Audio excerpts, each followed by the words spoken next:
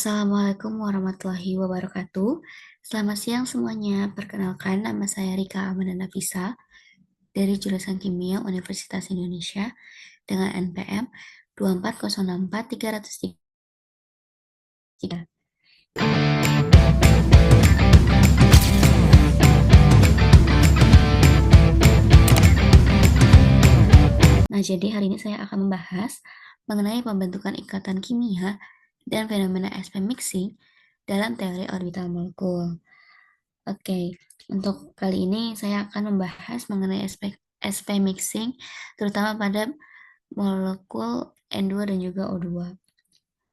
Nah, kita langsung lanjut.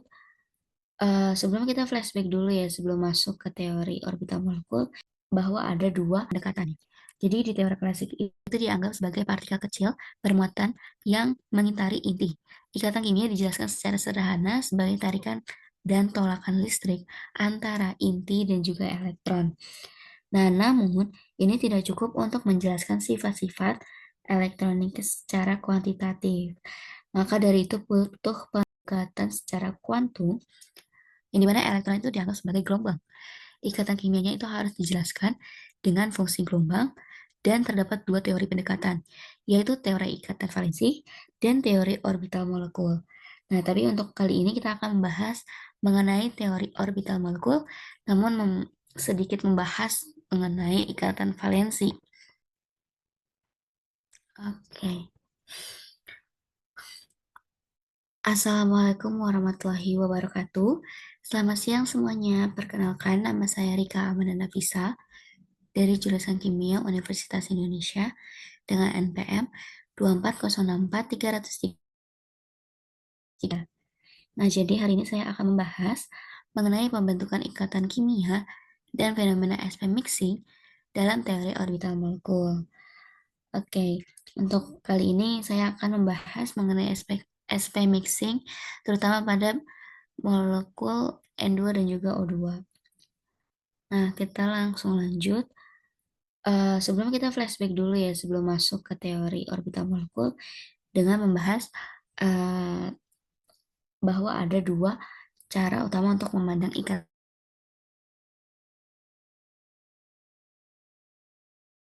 kimia. Ada dua pendekatan. Jadi di teori klasik ini, elektron itu dianggap sebagai partikel kecil bermuatan yang mengitari inti. Ikatan kimia dijelaskan secara sederhana sebagai tarikan dan tolakan listrik antara inti dan juga elektron. Nah, namun ini tidak cukup untuk menjelaskan sifat-sifat elektronik secara kuantitatif. Maka dari itu butuh pendekatan secara kuantum, yang dimana elektron itu dianggap sebagai gelombang. Ikatan kimianya itu harus dijelaskan dengan fungsi gelombang, dan terdapat dua teori pendekatan, yaitu teori ikatan valensi dan teori orbital molekul. Nah, tapi untuk kali ini kita akan membahas mengenai teori orbital molekul, namun sedikit membahas mengenai ikatan valensi. Selanjutnya, teori orbital molekul digunakan untuk menyempurnakan teori ikatan valensi.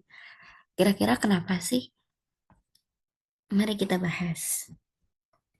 Nah, oke, jadi sebenarnya ikatan valensi itu dia punya kelemahan, yang dimana pertama dia tuh mengandalkan hibridisasi, yang dimana elektron itu seolah dipaksa untuk mencampur orbital untuk menyelesaikan. Kemudian yang kedua itu kurang kuantitatif. Mereka untuk teori ikatan valensi itu cenderung kualitatif dan juga deskriptif, sehingga tidak mudah untuk dihitung dengan menggunakan persamaan kuantum secara langsung.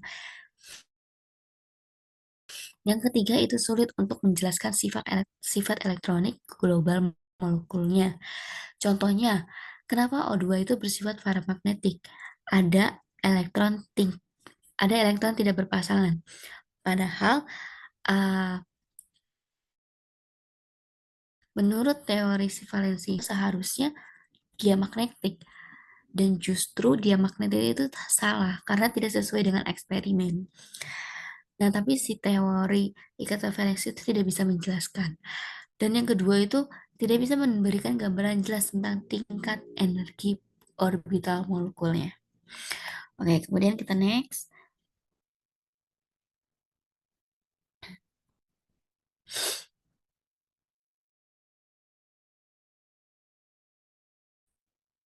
Hmm. Nah, di sini kita akan membahas mengenai teori orbital molekul. Di teori orbital molekul itu elektron valensi dari atom yang berikatan akan bergabung membentuk orbital molekulnya. Nah, orbital molekul itu sendiri adalah hasil tumpang tindih dan penggabungan orbital atomik pada molekul. Oh, orbital molekul itu merupakan kombinasi linear dari atomic orbital atau AO, atomik yang bergabung. Prinsipnya yaitu yang tadi, elektron adalah gelombang dan bisa mengalami interferensi menggunakan pendekatan LCAO, yaitu Linear Combination of Atomic Orbital. Nah, di sini ada salah satu contoh, yaitu menggunakan H2, hidrogen. Orbital 1s dari masing-masing atom, yaitu H, dia nanti akan berinteraksi membentuk orbital. Nah, kemudian ada interferensi gelombang elektron diinteraksi dengan dua kemungkinan. Yang pertama yaitu konstruktif atau in phase yang menghasilkan bonding orbital yang hasilnya adalah energi lebih rendah sehingga dia lebih stabil dan memperbesar amplitudo. Yang kedua, destruktif out of phase yang menghasilkan antibonding orbital. Hasilnya yaitu energi lebih tinggi sehingga dia tidak stabil dan meniadakan amplitudonya. Nah, di sini ada contohnya ketika kita menepuk air sehingga dia akan nanti terbentuk gelombang ya. Itu merupakan salah satu contoh analoginya.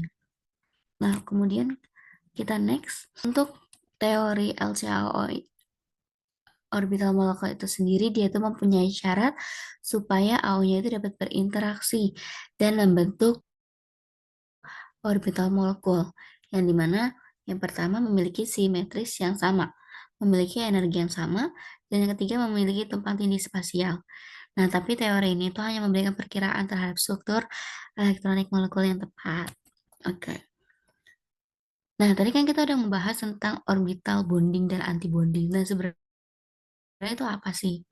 Orbital molekul bonding itu yaitu orbital dengan rapatan elektron ikat terpusat mendekat pada daerah antara kedua inti atom yang bergabung dan lebih stabil. Kemudian, kalau untuk antibonding, orbital dengan rapatan elektron ikat terpusatnya itu dia menjauh dari daerah antara inti atom yang bergabung dan kurang stabil. Nah, di sini ada gambarnya, kelihatan bahwa orbital molekul anti ikatan kerapatan elektron 0 sehingga kedua inti positif saling tolak menolak. Nah, seperti yang tadi udah dijelaskan, kalau misalkan pembentukan orbital molekul ikatan berkaitan dengan interferensi eh, konstruktif. Sementara pembentukan orbital anti ikatan itu atau antibonding ya, berkaitan dengan interferensi destruktif. Dan untuk gambar yang A ini, dia merupakan interaksi konstruktif yang dimana menghasilkan orbital molekul bonding sigma ikatan sigma. Kemudian B ini interaksi destruktif yang menghasilkan orbital molekul anti ikatan sigma. Oke, kemudian next untuk diagram energi H2. Kan tadi konsepnya itu adalah dua orbital atomik 1s dari masing-masing atom hidrogen bergabung membentuk dua orbital molekul. Ada eh, ikatan bonding atau kombinasi in-phase sehingga energinya lebih rendah dari AO, dan juga ada antibonding dengan kombinasi atau interferensi out of phase dengan energi yang lebih tinggi sehingga dia tidak stabil. Nah, kemudian di sini kalau kita lihat bahwa energi splittingnya atau hasil interaksinya itu terdapat perbedaan, yaitu di mana delta E2-nya itu lebih besar daripada delta S1. Artinya orbital antibonding naik lebih jauh ke atas dibandingkan bonding uh, dia turun ke bawah. Jadi H2 itu kan dia punya dua elektron. Dan semua elektron itu akan mengisi orbital sigma bondingnya sehingga nanti molekulnya itu jauh lebih stabil dengan bonding order itu sama dengan 1. Oke, ini seperti yang kelihatan. Nah, itu kan salah, salah, salah, salah, salah, salah. Oke, next ada diagram energi H2. Kan tadi disebutin salah satu contohnya itu adalah H2. Di sini pada diagramnya kita bisa lihat bahwa ada dua orbital atomik 1s yang bergabung membentuk dua orbital molekul. Ada sigma bonding dan juga sigma antibonding. Elektron-elektron H2 itu akan mengisi orbital yang bonding sehingga energi totalnya itu turun dan molekulnya jauh lebih stabil, sedangkan bond ordernya itu adalah sama dengan 1. Perhatikan bahwa uh, orbital antibondingnya itu naik lebih tinggi ya. Dia naik lebih tinggi dibandingkan turunnya orbital bonding karena ada tambahan kontribusi energi kinetik dari simpul di antibonding.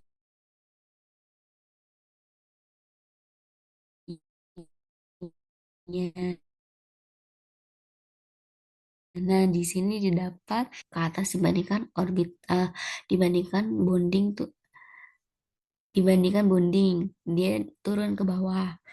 Nah, seperti yang tadi E2-nya itu semua elektron cing.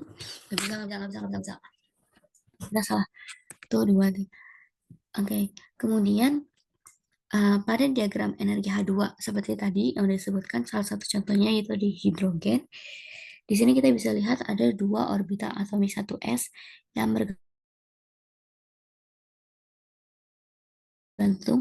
bergabung membentuk dan sigma bonding. Ada ikatan sigma dan juga anti ikatan atau anti bonding sigma. Nah, elektron H2 ini akan mengisi orbital bondingnya sehingga energi totalnya turun.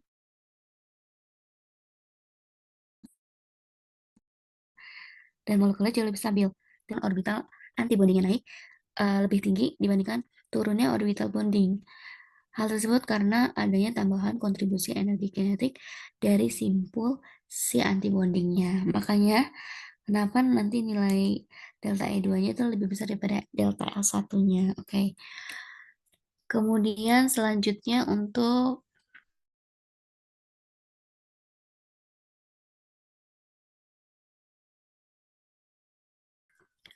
orbital molekul, jadi kelihatan kalau misalkan fungsi gelombang ya, itu fungsi termasuk kombinasi inverse yang seperti tadi udah dijelaskan. Kemudian dia termasuk interferensi konstruktif dengan rapatan elektron yang tinggi di antara dua inti dan menurunkan energi molekul sehingga dia lebih stabil. Sedangkan kalau yang antibonding dia termasuk kombinasi out of phase, ya kan? Dia termasuk interferensi destruktif dan ada nodal plane di antara intinya. Dia tuh menjauh lah rapatannya. Nah, rapatan elektron kecil di daerah ikatan sehingga energinya naik dan dia tidak stabil. Oke, nah pada out of phase itu kan terbentuk orbital antibonding. Ada simpul di antara inti sehingga rapatan elektronnya itu justru rendah di area ikatan dan energi molekulnya naik. Seperti yang tadi udah dijelaskan. Nah, kemudian karena kan tadi untuk penggunaan teori orbital molekul itu dapat diterapkan pada molekul-molekul lain selain H2. Hanya aja kalau pada molekul H2 itu kan kita hanya perlu memikirkan orbital 1s saja ya. Maka pada molekul lain itu akan lebih rumit untuk memikirkan untuk mikirin orbital atomnya. Nah, untuk orbital P prosesnya akan lebih rumit karena dia dapat berinteraksi satu sama lain dengan cara yang berbeda. Misalkan nih, dua orbital 2s. Dua orbital 2s dapat saling mendekat satu sama lain ujung ke ujung untuk menghasilkan sebuah orbital molekul ikatan sigma dan orbital molekul ikatan anti sigma yang ini nih. Nah, selain itu kedua orbital P itu dapat saling tumpang tindih secara menyimpang untuk menghasilkan orbital molekul pi dan orbital molekul anti ikatan atau anti bonding pi-nya. Nah, di sini kelihatan nih ada gambar untuk yang A. Yang A ini dia tuh termasuk pembentukan satu orbital molekul ikatan sigma dan satu orbital molekul anti ikatan sigma ketika orbital P-nya itu saling tumpang tindih. Ya kan, dia orbital P-nya itu saling tumpang tindih dari ujung ke ujung. Kalau misalkan yang B ini, ikatan orbital P-nya saling tumpang tindih menyamping, ya kan? Dia menyamping, kemudian terbentuk suatu orbital molekul pi dan suatu orbital molekul ikatan anti-pi. Pembentukan orbital molekul. Nah, dalam pembentukan orbital molekul itu, orbital atom itu bertumpang tindih menghasilkan orbital molekul yang yaitu fungsi gelombang elektron dalam molekul. Nah, jumlah orbital molekul adalah jumlah atom dan orbital molekul diklasifikasikan menjadi orbital molekul ikatan, non-ikatan, dan anti-ikatan sesuai besarnya partisipasi orbital dalam ikatan antar atomnya. Syaratnya, yang pertama cuping orbital atom penyusunnya cocok untuk tumpang tindih. Kedua, tanda positif atau negatif cuping yang bertumpang tindih sama. Yang ketiga, tingkat energi orbital-orbital atomnya dekat. Oke. Kemudian selanjutnya yaitu ada rules-nya nih. Untuk rules yang pertama, dia itu setiap bukan prinsipnya jika n orbital atomik AO saling berinteraksi maka akan terbentuk jadi setiap orbital atomik yang bergabung akan menghasilkan orbital molekul dalam jumlah yang sama. Jadi kalau misalkan ada dua orbital atomik yang berinteraksi, hasilnya adalah dua orbital molekul. Satu bonding, satu anti bonding. Nah, jumlah orbitalnya itu tidak pernah hilang, jadi kayak selalu sama gitu loh. Seperti yang ini, dilihat rule 1, jumlah AO itu sama dengan jumlah MO, jadi dia itu tetap sama. Nanti untuk bondingnya, terbentuk bonding dan anti bonding. Bondingnya itu stabil, anti bondingnya itu nggak stabil. Oke, kemudian untuk yang rules yang kedua, orbital bonding itu selalu lebih stabil karena rapatan elektron terkonsentrasi di antara inti dan memperkuat ikatan. Sebaliknya, kalau misalnya orbital antibonding, dia tuh justru makan ikatannya karena simpul ini kan menaikkan energi yang naik lebih tinggi dan uh, si orbital bonding itu turun. Seperti yang dilihat yang tadi di sini, kalau MO bondingnya itu dia selalu memiliki energi yang lebih rendah dari awal asalnya. Kalau anti bonding energi lebih tinggi. Nah, kenyataannya uh, anti bonding itu biasanya lebih besar daripada stabilisasi bonding. Penyebabnya gara-gara tadi simpul modenya dan akhirnya konsekuensinya adalah molekulnya hanya stabil jika elektron lebih banyak berada di orbital bonding daripada di antibonding itu sendiri. Untuk rules 2 ini kalau misalkan AO-nya itu sama energinya, maka kekuatan ikatan ditentukan oleh besarnya overlap. Dan selanjutnya adalah AO itu hanya dapat bereaksi jika simetris gelombangnya itu kompatibel. Jika simetrisnya berbeda, tidak ada interaksi. Jadi untuk aksi orbital atom itu harus punya simetris yang sama. Kalau satu simetris sigma dan satu lagi pi, maka mereka tidak bisa campur karena kita kan nggak sama ya simetrisnya.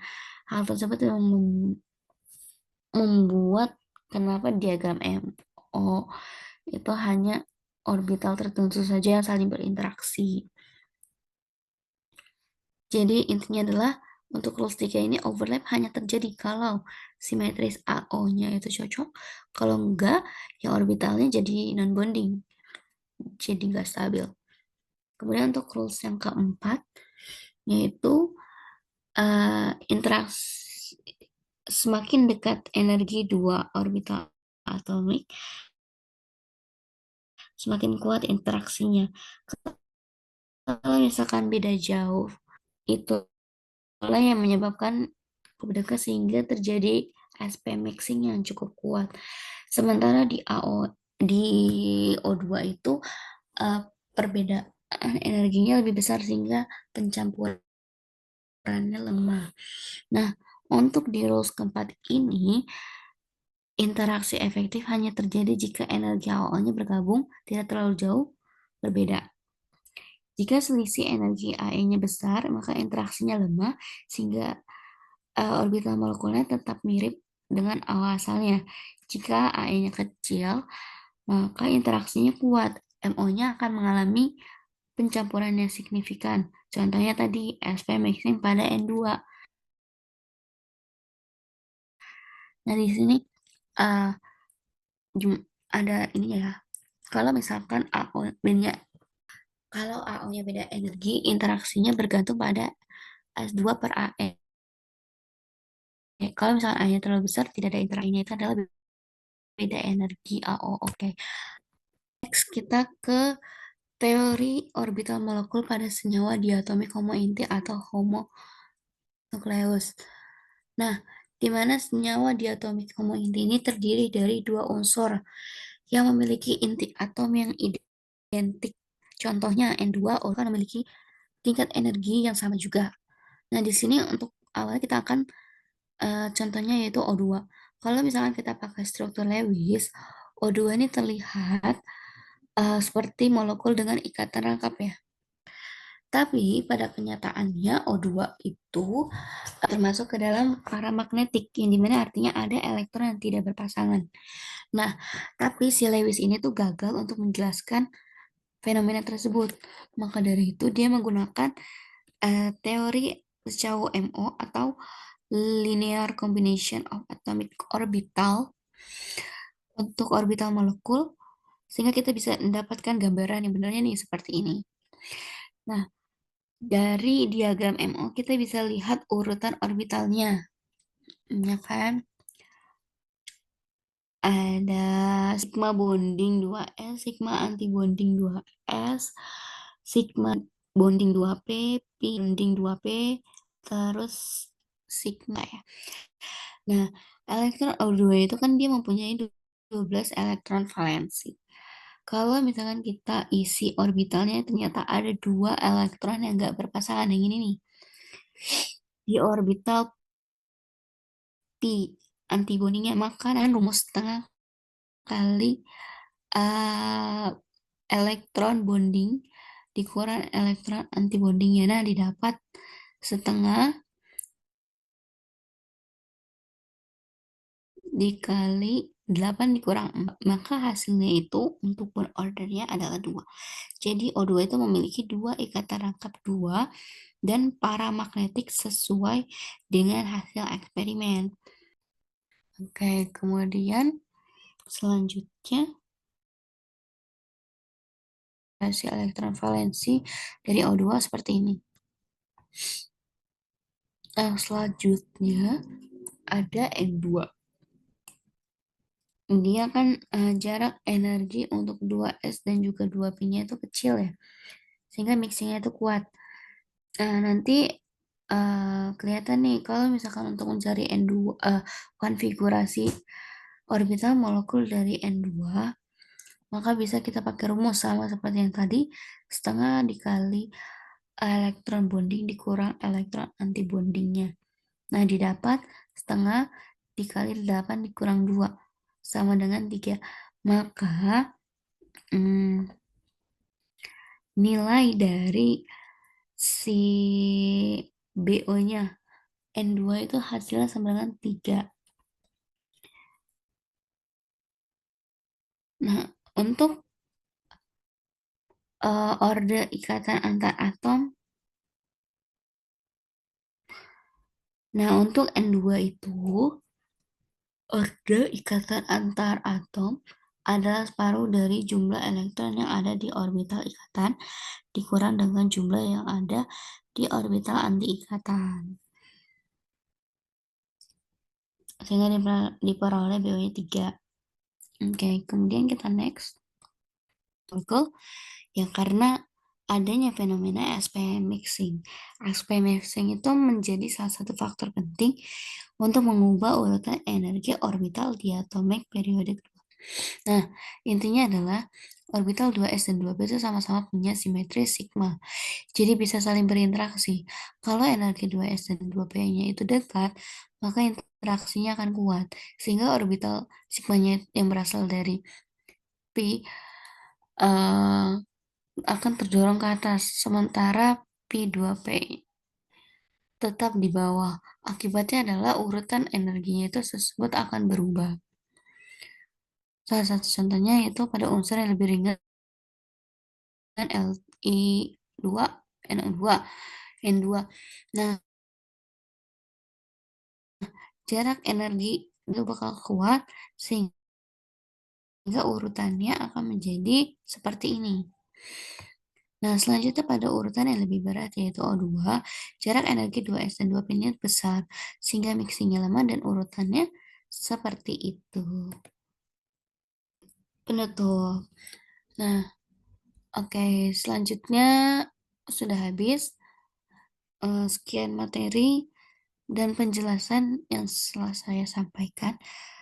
Kurang lebih mohon maaf apabila ada tutur kata yang kurang tepat atau bahasa yang kurang dimengerti. Cukup sekian dari saya. Terima kasih. Wassalamualaikum warahmatullahi wabarakatuh.